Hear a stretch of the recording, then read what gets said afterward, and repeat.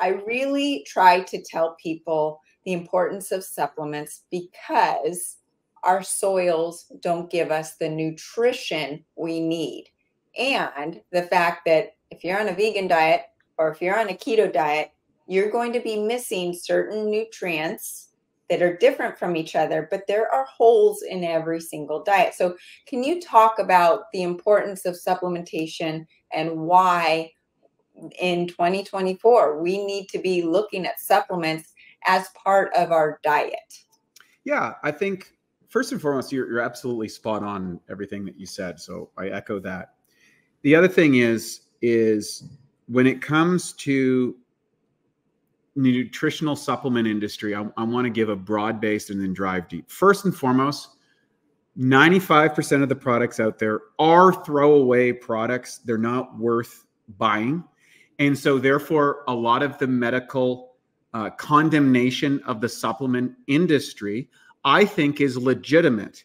However, 5% of the products do 95% of the work. And you could take that down a little bit more for the right supplement for the right person on the right diet. I'll give you an example, specifically out of my own history. Genetically, I have poor satiety genetics. That means I'll eat too much. Second, I have poor genetics for blood sugar regulation.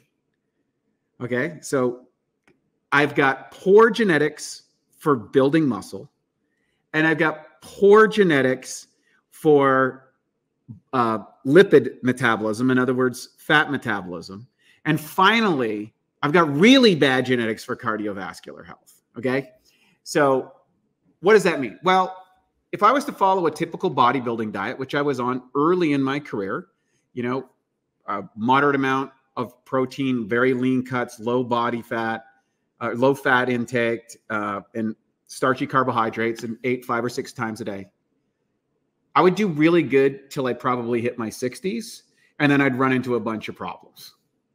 Okay, namely heart attack and stroke. Okay, so a plant-based diet is very good for cardiovascular outcomes in that situation. However, in order for me to meet my needs and regulate my blood sugar, I need to supplement with plant-based protein. I use protein powder in order to get my protein up, because if you're a vegetarian or a vegan, oftentimes there's not enough protein in your diet, especially as you age and your ability to convert that protein into amino acids. You actually need the amino acids, not the protein. Third thing is a plant-based diet is not that great for your hormones oftentimes because of its low in particular essential fatty acids. So I supplement my diet with a really potent essential fatty acids that are plant-based. I supplement my diet with extra protein to make up for the plant-based side. And I also take some other nutritional products like our blood sugar breakthrough, which is really high in berberine, and 12 other blood sugar regulatory products, so that I ensure that I don't run into blood sugar problems. Now, when I do my blood work now, my essential fatty acids are perfect. My risk for cardiovascular health is they're like, you're great by all the markers that they measured those things. And my blood sugar looks like I'm on a ketogenic diet, and I eat literally carbohydrates with every single meal. Mm-hmm. So literally, it took me decades to figure this all out. Now, I have nothing against eating meat. I grew up hunting, fishing, all that stuff. My whole family did that. But this is what's right for me to live, not just really at a high performance side, but also the strong side. That allowed me to build muscle as a bodybuilder and be successful in that. It allowed me to run a marathon, be successful in that. It allowed me to build cognitive health, because that's another predisposition. I have a predisposition to develop cognitive decline as I get older, with the things that people are suffering from out there. And I offset that with particular BDNF producing mushroom complexes and things like that. And guess what? My brain was able to increase IQ and EQ recently with some brain training stuff that we did on top of that. So now I'm not telling people all this mumbo jumbo to brag. What I'm telling you is that armed with the information in this book, I believe that we can get a 20% improvement in longevity and probably a 50% improvement in quality of life by avoiding the medications, the surgeries, and all the side effects for those if you go down the pathway of what our formally government regulated and advocated solutions are. Not to condemn those, because that's what's working. That's what the government is. But they're so far behind the 8 ball from bureaucratic, regulatory, corrupt political funding that the information that people need to know, life expectancy is going down. All causes mortality is going up, especially since the jab, from 23 to 25% in every single demographic going, and a variety of side effects. In Canada, where I'm from, only 3% of the population is getting boosters. Why? Because they're suffering from complications that weren't properly tested out when they rolled that out. That's a fact. That's not mumbo jumbo. There's also, just because you have poor genetics in something doesn't mean that it's a death sentence. You can do things with nutrition and supplementation that will allow you to offset and not flip on the suboptimal gene, as well as flipping on the good parts of your genetics. So what we learn from genetics is that, hey, just because you don't have the best genetics on certain areas, you can overcome them with the right diet and the right nutrition program and the right, say, health advocacy strategies. That might be some biohacking, that might be some different exercise regimens, or maybe cognitive health protection. But those tools are available and being used by people. Thousands and thousands of people are using us, and they're living their best life in the second half of their life than in their first half of life. And that's our message in the book. Mm-hmm. Don't wait for this to be regulated by the government. Don't wait for your doctor to give you this information. He can't. He's not allowed. Okay? He is bound, she is bound by a regulatory and litigation problems that they're not, even if they know, they won't share it because of the liabilities involved.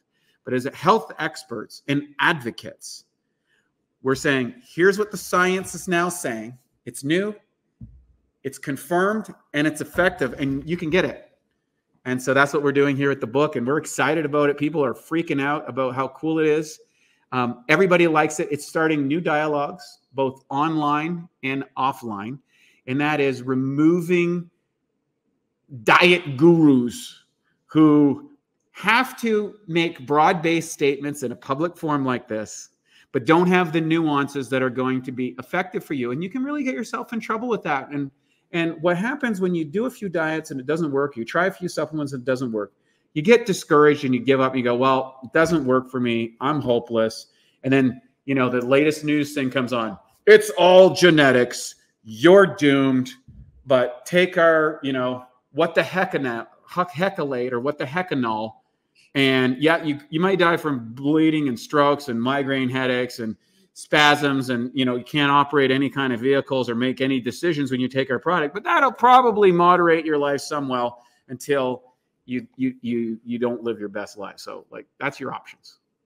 When I first went to my natural practitioner, was the first person that actually understood what was going on in my body. He goes, Sarah, I don't know how you walked in here. You should be dead. You have no nutritional value in your body. You have no digestion. Your brain's not working. Your hair is falling out. Skin's breaking out. Everything was falling apart.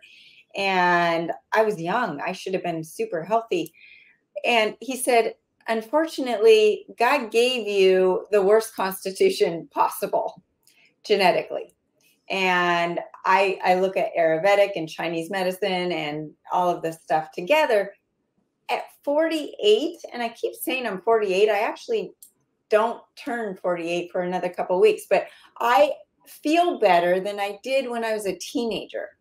I have more brain power than I did at Stanford.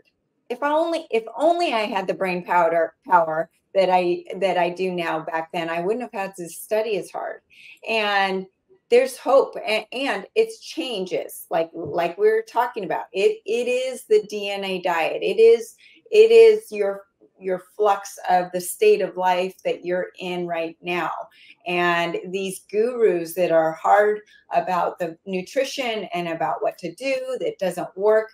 I've got a family member that says, I've checked the box of everything that guru says, and it's not working for me. Well, that's because we're in this new time. And you brought up the jab, the spike protein, whether you got the jab or not, is affecting all of us. It's affecting our liver, it's affecting our cholesterol, it's affecting our gut and our brain and our histamine response and all of these things where you're like, I've never had that issue before. Why is it showing up now? I used to eat this food 3 years ago. Why is it bothering me now? Or why is my insulin resistance through the roof and I haven't changed anything? Like, these things are ticking off, and we are trying to figure it all out. So it's all changing, and there's a lot of answers in your book when it comes to this stuff.